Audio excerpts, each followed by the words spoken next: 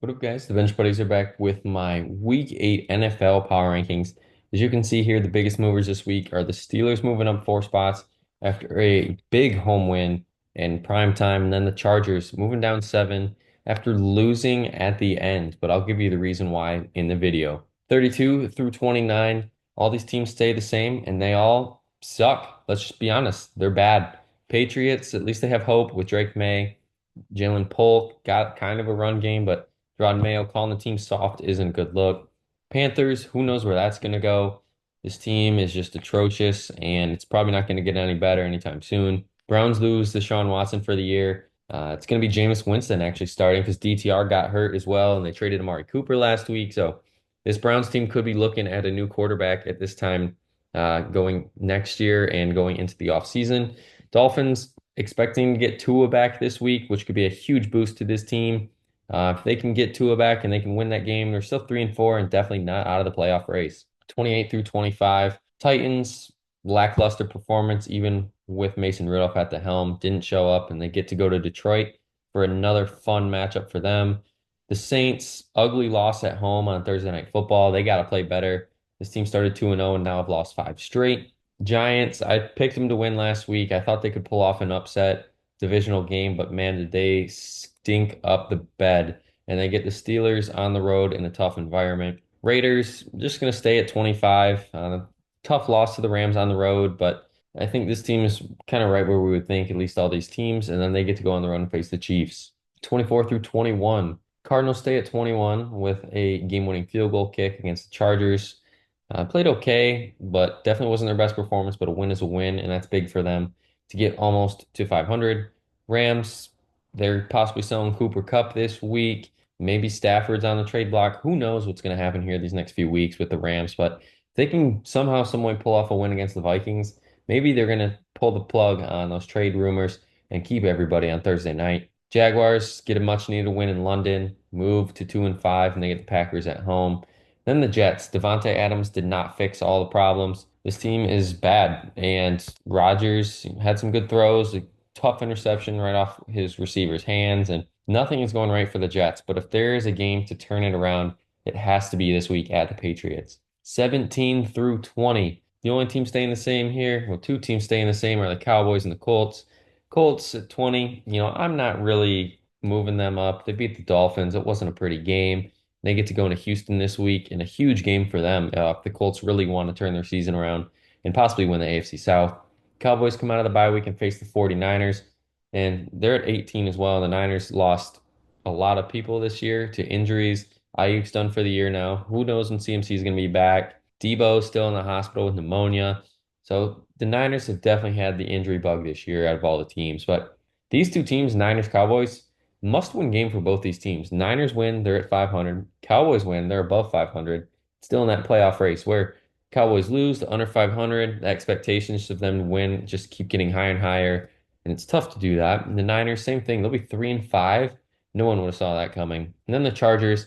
Now I'm dropping them 7 spots here because they could have won that game, but did they deserve to win that game? No. They kicked 5 field goals. They couldn't convert when it mattered most on third downs to get first downs to extend the drive and possibly score touchdowns. Defense played great against the Cardinals, but this offense has to show me that they can be consistent throwing the ball. I know Herbert had a good game, but they just couldn't punch it in the end zone. And for me, that's concerning, especially going against the Cardinals, because this team, has had a lot of points scored on them in previous weeks, like my Packers put it on them early and often. And I think it's cause for concern there with Jim Harbaugh and the Chargers. 13 through 16, Seahawks, Broncos, Bengals all move up with wins. Falcons move down 4 after their somewhat disappointing loss to the Seahawks by 20 points. Definitely didn't see that coming, but it's a huge week for the Falcons as they face the Bucs in Tampa for seeding in the NFC South. Bengals, big win on the road against the Browns because it's a divisional opponent. Now, can they go and beat Philly at home to get back to 500? That's their biggest question there. Broncos, I expect them to beat the Panthers, move to 5-3, and they could be this year's feel-good team. Bo Nix playing a lot better than he did at the beginning of the year. The defense is stout, and they're having some guys emerge there on offense, like Troy Franklin starting to come into his own. Javonte Williams is playing really good again, and obviously Cortland Sutton's still great. But this Broncos defense, if this defense can play like this the whole year, don't be shocked if they can sneak in the playoffs as a wild card team. Same goes for the Seahawks. We just don't know what team we're going to get every week. Like if we get the team last week, the Seahawks team no doubt could easily win the NFC West. But if we get the Seahawks team that went 0-3 in the last 3 weeks before this, then I wouldn't be surprised if they have a pick around pick 10, 11. So the Seahawks just really have to figure out how to balance things out here moving forward. Now, 9 through 12, I'm taking Tampa out of the top six and dropping them all the way down to 12. And that's because you lost Mike Evans for probably 3 to 4 weeks. They could put him on IR depending. And Godwin's done for the season. I know I get it why people are mad about him playing and gets injured in the last minute of the game, but they still had a chance to win. And obviously you want to play to win, but at some point, what do you call it quits and wave the white flag? And I think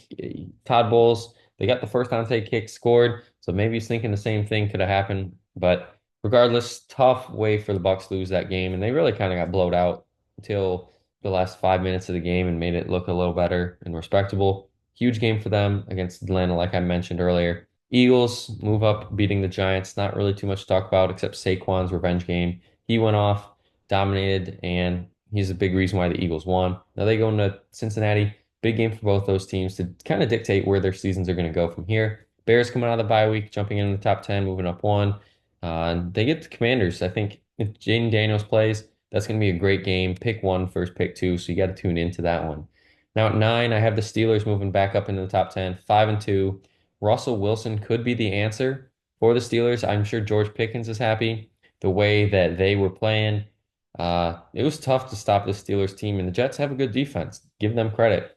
But the way the Steelers defense stifled the Jets offense, I think is something that we really have to monitor going forward because the Steelers defense is a top five defense, but they can have performances like that, and Russ can play 60 to 80% of how he did, then the Steelers could be a team that could be playing in an AFC championship. 5 through 8, you have the Commanders, Bills, and Packers all moving up with some wins last week. Texans fall to 8 after the loss to my Packers at the buzzer. And, the Commanders took care of business after Jane Daniels got hurt. He's questionable for this week, but Mariota stepped in and played really well.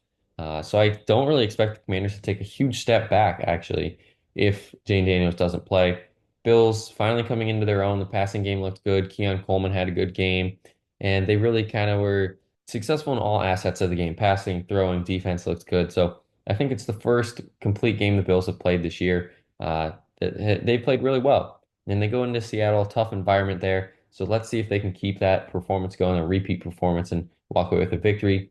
And my Packers are playing really good football right now. They finally got a kicker, signed him off the streets. Brandon McManus comes in, kicks a game-winning field goal. So that's always great to see for him.